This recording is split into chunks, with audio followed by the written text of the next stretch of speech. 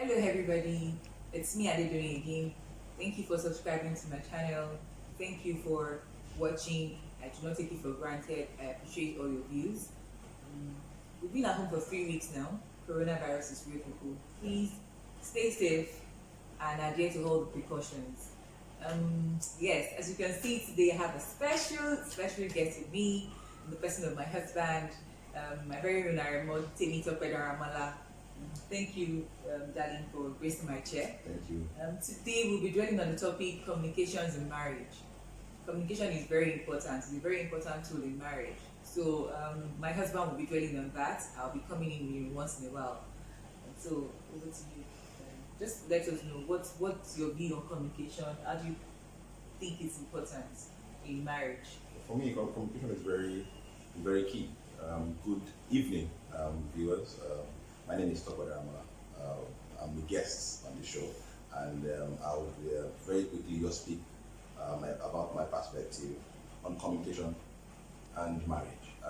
Communication is the act of transferring information from one person to the other, and marriage is a planned, organized union between one person and the other, most times backed by law. It allows for two people to live together for the rest of their life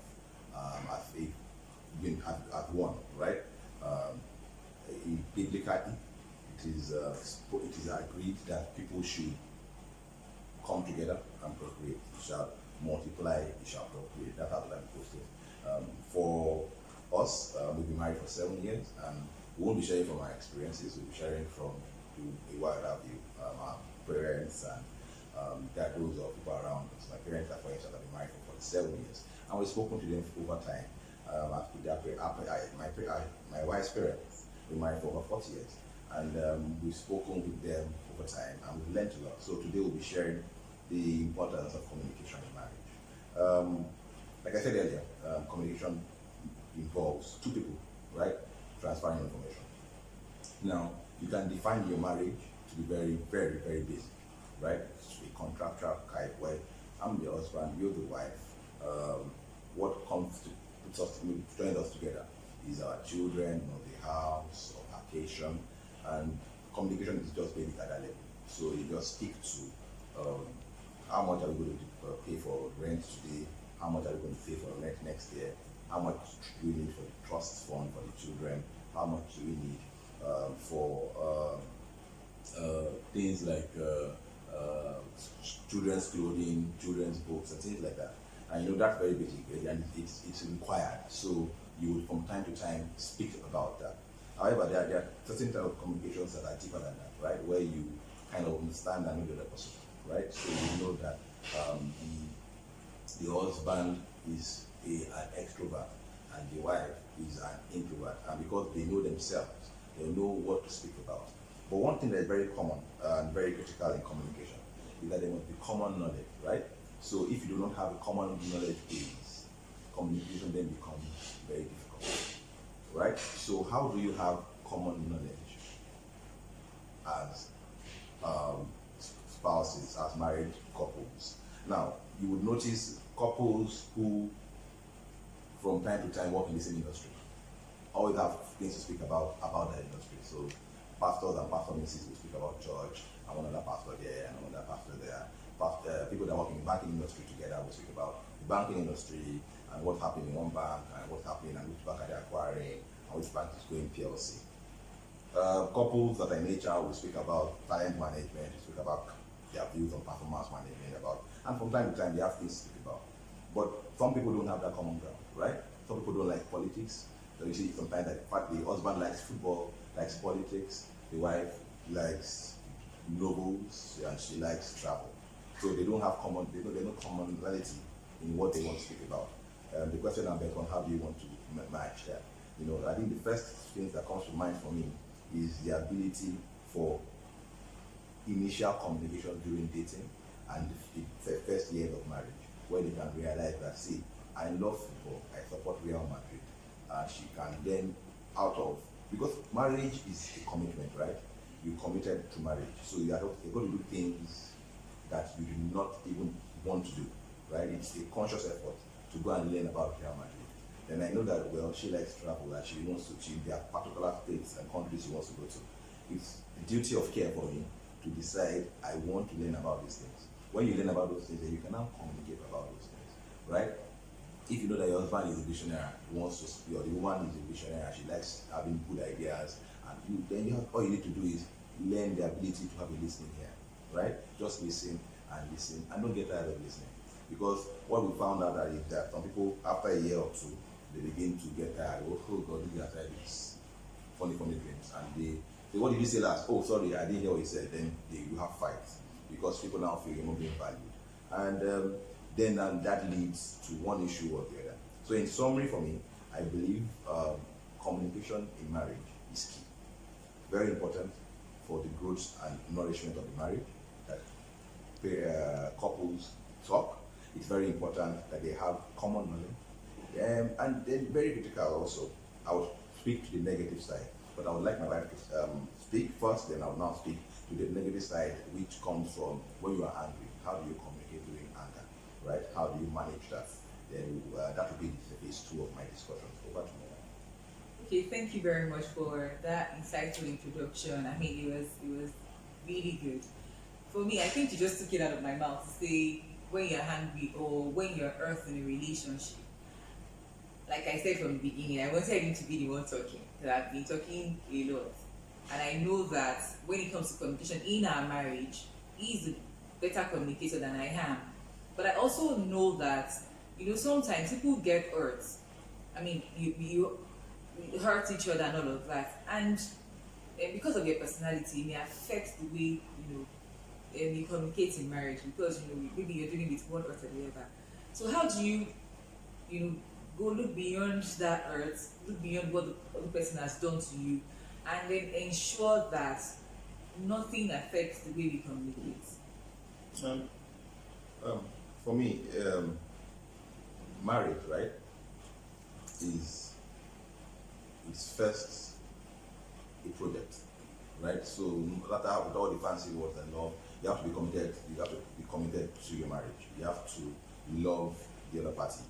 Then in love, you will not have to have a friend in your wife, right? So when you ask that question, my answer will be, how do you manage difficulties and stress with your friends?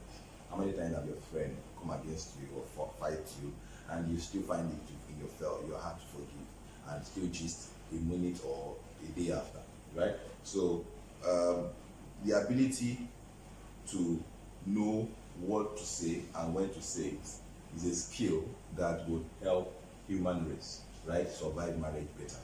If you do not have the skill to know when, you don't have to say everything, right? I have a problem of trying to say everything, but I'm much better now. I've seen people who do not have that skill, and I've seen people that have the skill, that while they are very angry, they don't say everything. They just speak to the area that they feel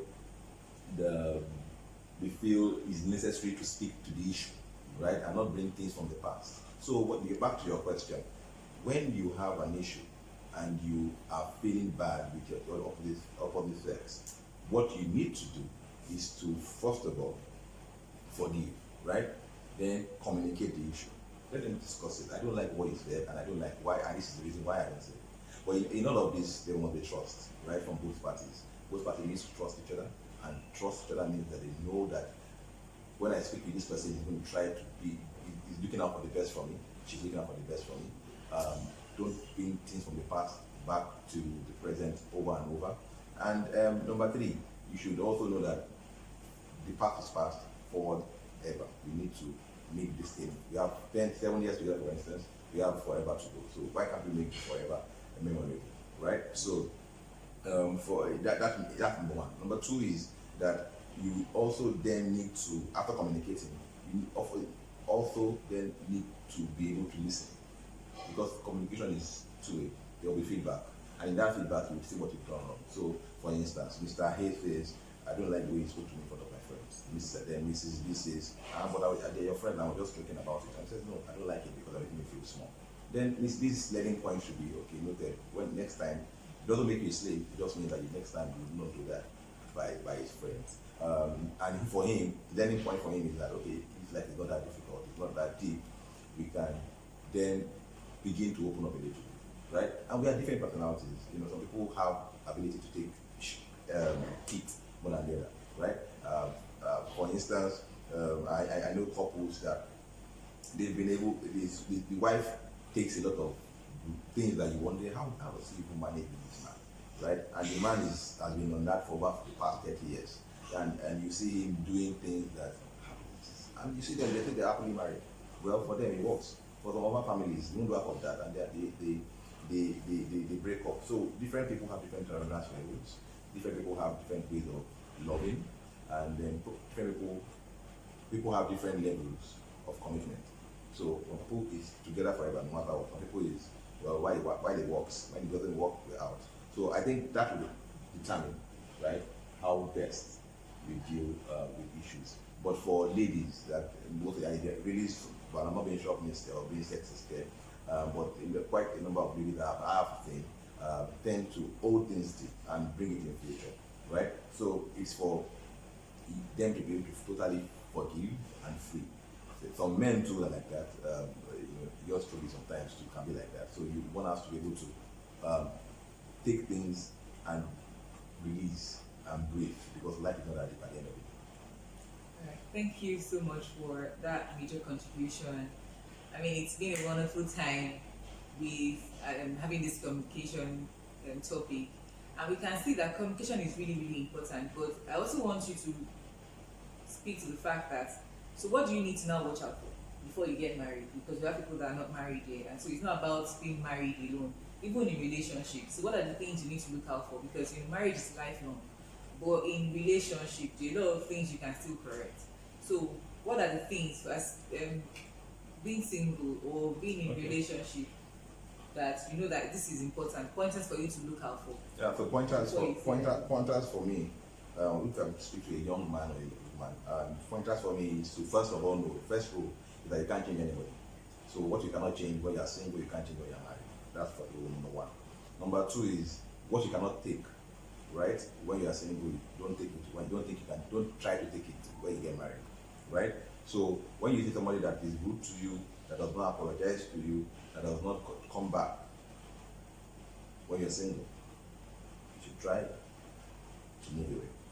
Number two, if somebody lies to you, somebody is not truthful to you when you're single, again, you should try to move away. So whatever you cannot, in those three for me are very critical. And you see that guy that comes in late for a meeting with you, a date for instance, and he's this was traffic, and you're trying to say that we're here for 30 minutes, but it's traffic. He's trying to give you reasons as to why something has not happened. He's not trying to see your viewpoint. Then you should that could be a signal. When you see somebody that when you're speaking football, he's very condescending to you, he doesn't even want to try to teach you what football is about. He's not trying to involve you so you can learn from him. Then you know this person is not really good with communication. When you know somebody that is to herself, and you know what, I'm just an introvert and I also want to do myself. I don't want to learn much. I'm just with myself. I'm okay where I am. You can do whatever you want to do. Then you know that, well, this person is not going to be your friend when you get married, because it will suddenly change. And the fact that you're married does not make you a friend. The fact that you're married doesn't make you friends, right? Let's get it very clear. The fact that you're married doesn't make you friends. I think with this I'm fine, and I think we answered the question. All right, so thank you very much. I mean, from this session, I know that we still need to come back and draw more on communication. Yeah, so I think we're going to have a part 2 of this. Thank you so much. Thank you for your time. Thank you for watching. Please keep watching. Don't get tired. We keep bringing you, interesting topics. Love you. And then if there are other things you want us to talk about, you can put it in the comment section right below. I love you, and thank you, and stay safe, and ensure that you follow the guidelines that are highlighted by the NCDC. Cheers.